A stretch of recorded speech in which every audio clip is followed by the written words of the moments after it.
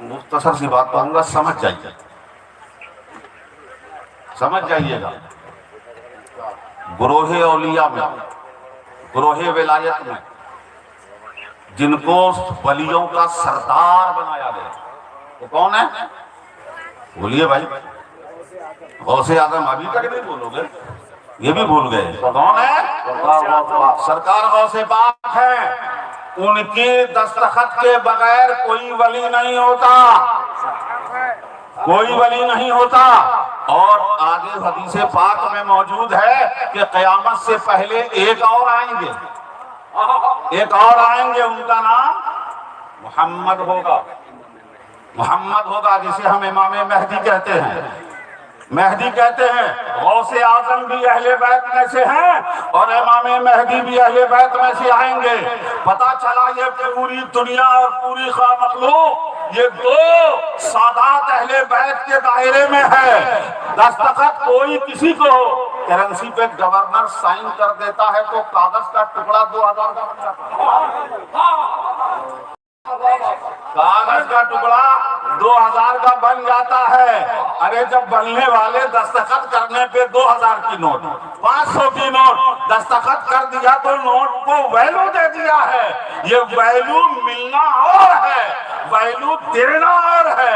لینے والے دوسرے بھی ہیں، دینے والا صرف اہل بیت کا ہوگا، دینے والا صرف اہل بیت کا۔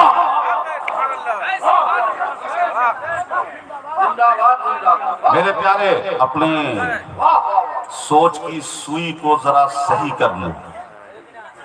سادات اہل بیت اطہار، اور وہ بھی خانواد اشرفیہ،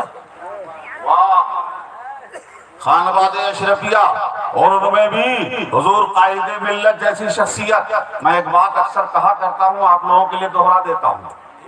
واقعہ تو سنا ہوگا نا، حضرت خضر علیہ السلام نے یتیم بچوں کی دیوار گر رہی تھی، اس کو سیدھا کر دیا، ہے نا، سیدھا کیا۔ حضرت موسیٰ نے کہا یہ یہاں کے لوگوں نے تو کھانا پانی نہیں پوچھا اور آپ یہاں جو ہے مزدوری کرنے لگ گئے، دیوار سیدھی کرنے لگ گئے۔ تو حضرت خضر نے جواب دیا، قرآن میں توجہ دیجیے گا، کیا فرمایا؟ کیوں کیا ان دو یتیم بچوں کی کہ دیوار کا کام حضرت خضر، حضرت موسیٰ علیہ السلام، حضرت خضر علیہ السلام دیوار سیدھی کر رہے ہیں، مزدوری کر رہے ہیں، وہ دو بچوں کو دیکھ کے نہیں کر رہے تھے۔ قرآن میں کہا ہے وَكَانَ أَبُوهُمَا صَالِحًا، کہ ان دونوں کے باپ نیک تھے، نیک تھے۔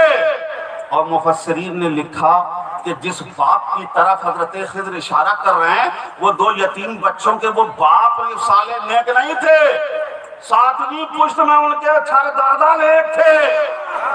وہ 7 پشت اوپر جو نیک تھے ان کو دیکھ کر 7 پشت کے بعد والے یتیم کی رعایت کر رہے ہیں، ان کی خدمت کر رہے ہیں۔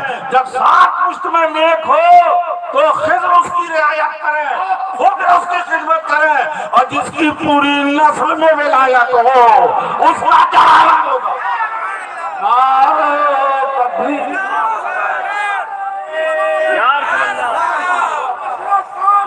زندہ